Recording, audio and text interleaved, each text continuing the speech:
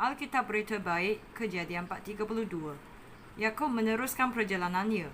Kemudian malaikat-malaikat Allah datang berjumpa dengan dia. Apabila Yakub nampak malaikat-malaikat itu, dia berkata, "Ini perkemahan Allah."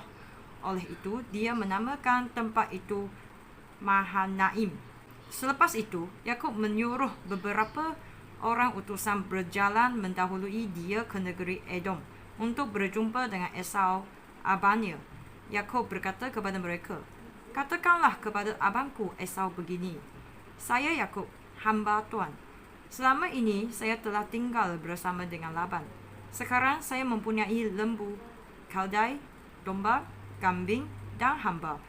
Saya mengiring kabar kepada Tuan dengan harapan agar Tuan akan baik hati kepada saya." Apabila para utusan kembali kepada Yakub, mereka berkata, "Kami sudah menemui Esau, abang Tuan. Sekarang dia dalam perjalanan ke sini untuk berjumpa dengan Tuan. Dia datang bersama dengan 400 orang." Setelah mendengar kabar itu, Yakub sangat ketakutan dan khawatir. Kemudian orang yang ada bersama dengan dia dibahaginya menjadi 2 kumpulan. Demikian juga yang dilakukannya dengan domba, kambing, lembu dan untanya. Dia berfikir, jika Esau datang dan menyerang kumpulan yang pertama, kumpulan yang kedua mungkin sempat menyelamatkan diri.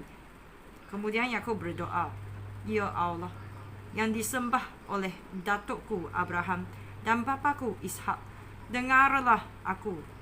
Tuhan sudah menyuruh aku pulang ke negeriku dan sanak saudaraku. Engkau sudah berjanji mengatur segala sesuatu dengan baik bagiku. Aku tidak layak menerima segala kasih dan kesetiaan yang sudah engkau tunjukkan kepadaku, hambamu. Pada masa aku berangkat menyeberangi sungai Yordan, aku tidak membawa apa-apa selain sepatan tongkat. Sekarang aku datang kembali bersama dengan 2 kumpulan ini. Aku mohon, selamatkanlah aku daripada abangku Esau.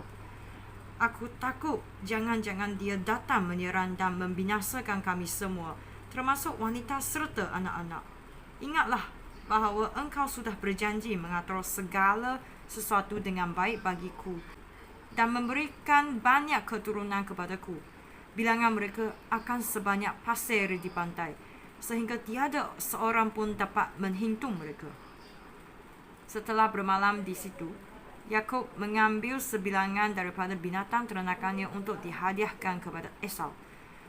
Hadiah itu berupa 200 ekor kambing betina, 20 ekor kambing jantan, 200 ekor domba betina, 20 ekor domba jantan, 30 ekor unta yang sedang menyusui anak unta, 40 ekor lembu betina, 10 ekor lembu jantan, 20 ekor keldai betina dan 10 ekor keldai jantan.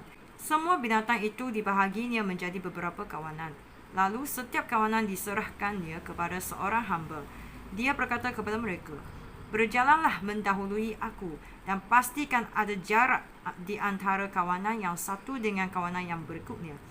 Yakub memberikan arahan kepada hamba yang pertama, "Jika abangku Esau bertemu denganmu dan bertanya, 'Siapakah tuanmu? Hendak ke mana?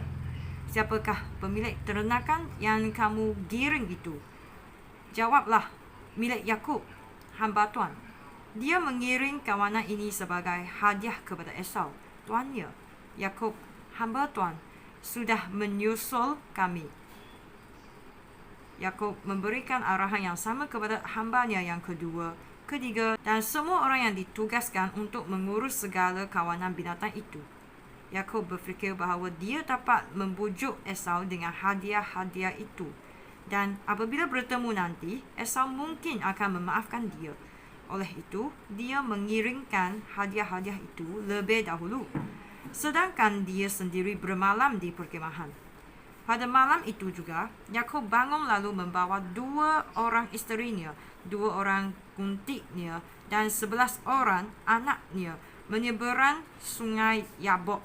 Setelah Yakub menyeberangkan mereka, dia kembali dan mengiring juga segala miliknya ke seberang. Tetapi dia tinggal di situ seorang diri. Kemudian datanglah seorang lelaki bergomol dengan Yakub sampai menjelang pagi. Apabila orang itu berasa tidak akan menang dalam pergumulan itu, dia memukul pinggul Yakub sehingga sendinya terkehil. Orang itu berkata, "Lepaskanlah aku, sebentar lagi matahari akan terbit." Yakub menjawab, "Saya tidak akan melepaskan Tuan, kecuali Tuan memberkati saya." "Siapa namamu?" tanya orang itu. "Yakub," jawabnya. Orang itu berkata, "Namamu bukan Yakub lagi. Engkau telah bergumul dengan Allah serta manusia, dan engkau sudah menang. Kerana itu sekarang namamu Israel." Yakub berkata, "Sekarang beritahulah saya nama Tuan." Tetapi orang itu menjawab, "Tidak perlu engkau mengetahui namaku." Kemudian dia memberkati Yakub. Yakub berkata, "Aku sudah bertemu muka dengan Allah dan aku masih hidup." Oleh itu, dia menamakan tempat itu Peniel. Pada waktu matahari terbit, Yakub meninggalkan Peniel. Dia pincang kerana sendi pinggulnya terkehil.